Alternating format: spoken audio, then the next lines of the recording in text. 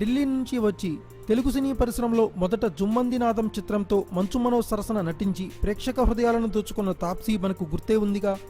ప్రభాస్ సరసన mister perfect సినిమాతో మంచి క్రేజ్ను సంపాదించి పెట్టుకున్న ఈ ముద్దుగుమ్మ ఇప్పుడు టాలీవుడ్లో అవకాశాలు సన్నగిలడంతో బాలీవుడ్ బాట పట్టింది.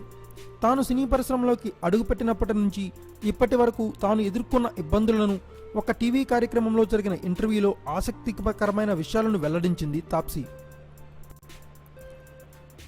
కాలేజీ రోజుల్లో మోడలింగ్ రంగంలోకి వచ్చాను, అది కూడా కేవలం పాకెట్ మనీ కోసం.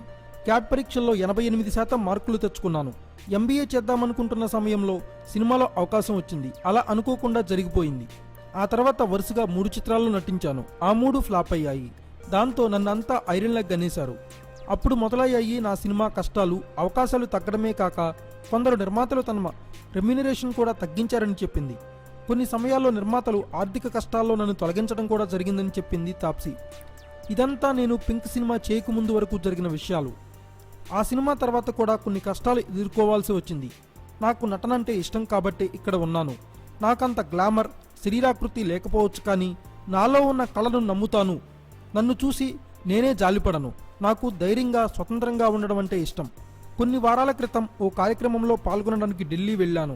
ఆ గుంపులో ఓ వ్యక్తి నన్ను వెనక నుంచి వేలితో పొడుస్తున్నాడు. నేను కేవలం అతనెవరో అని తిరిగి కూడా చూడలేదు. అతని వేలు పట్టుకుని విరిచేశాను అని చెప్పుకొచ్చింది తాప్సీ. నిజానికి నాలో హీరోయిన్ కంటే హీరోనే కనపడతాడంటుంది ఈ సుందరి. Thanks for watching. Please subscribe our channel.